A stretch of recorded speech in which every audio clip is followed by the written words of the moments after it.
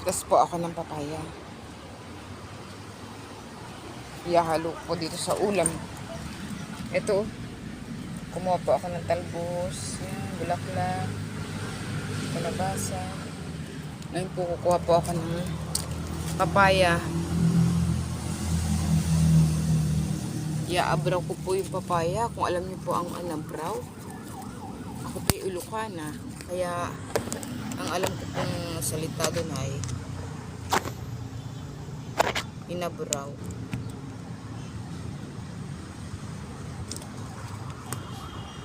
Samahan niyo po ako, pipitas po ako ng papaya.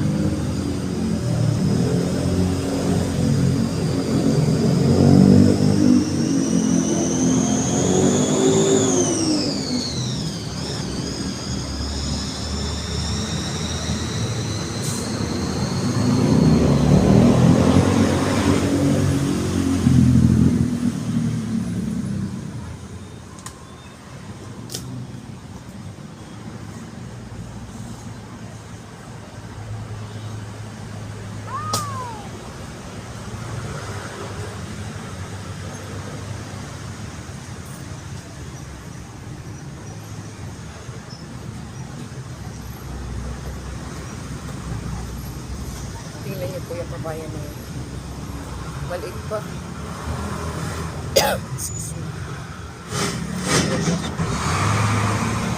Pag nabunga po yung papaya namin ganito, bawat isang sanga, 3 bungay nakalagay. Kaya napaka-bless po ng papaya na yan. Kasi biruin mo sa isang sanga niyang bulaklak, 3 bungay lalabas. Kaya po ang dami niyang bunga.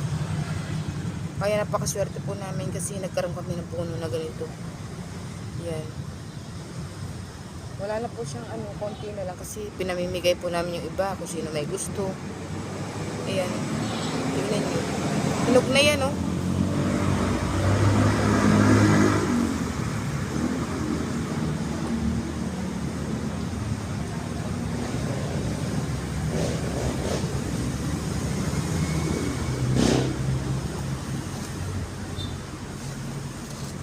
Ito po, nakakuha ko na ang hinog.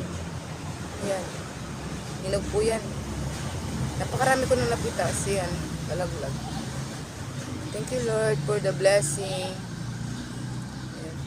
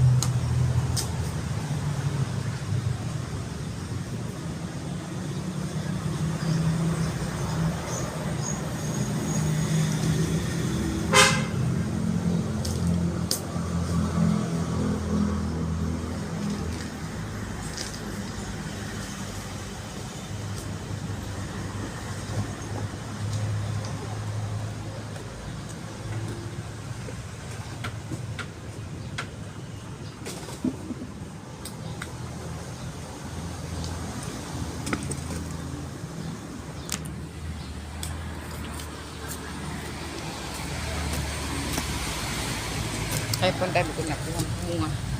No. Tsaka pumitas po ako ng isang gugulayin ko sa sahubos sa mga talbos, balak ng kalabasa. Ayan. Ayan. Ayan. Hindi ko alam kung paano ko ito.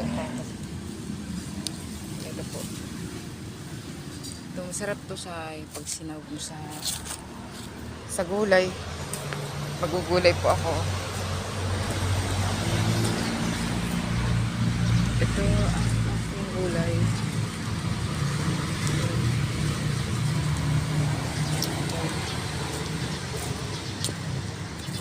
Samahin ko sila ng kalabasa. Alam niyo po ba,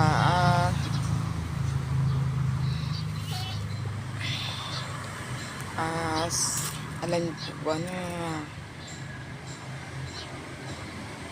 sa probinsya masarap mamuhay? Kasi lahat ng pagkain, kung wala ka man pera, umikot ka lang sa paligid mo. Basta kahit pa paano may tinanim ka na mga buto na pwede mo kainin, pakikinabangan. Ayun po, meron ka kakainin, hindi ka magugutom. Kaya masarap po pag yung maniran sa probinsya. Mahirap ang buhay, mahirap ang pera. Pero sa pagkain, hindi mo problemahin.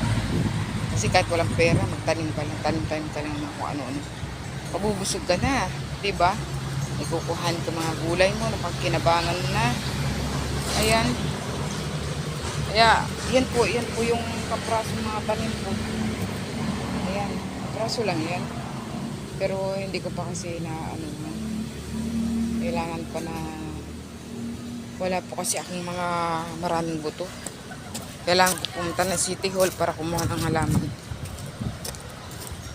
Ayun yung binilad ko buto ng papaya. Kasi po ay napakaswerte po ng papayang yan. Ang isang sanga niya hindi yan magbubunga ng isa lang o dalawa, laging 3.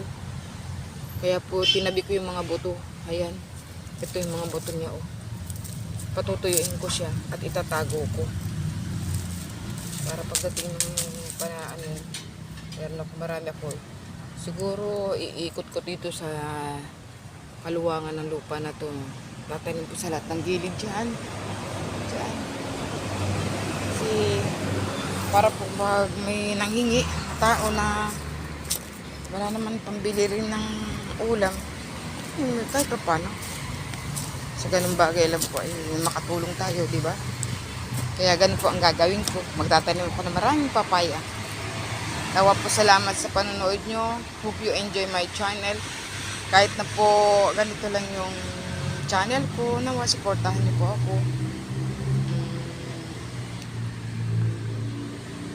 Nawa tayong lahat ngayong darating na Pasko ay maging maayos, ligtas. At nawa huwag po natin kalimutang laging magdasal. Maraming po salamat. Magandang umaga po sa inyo. Thank you so much. Good morning. God bless po. Maraming salamat.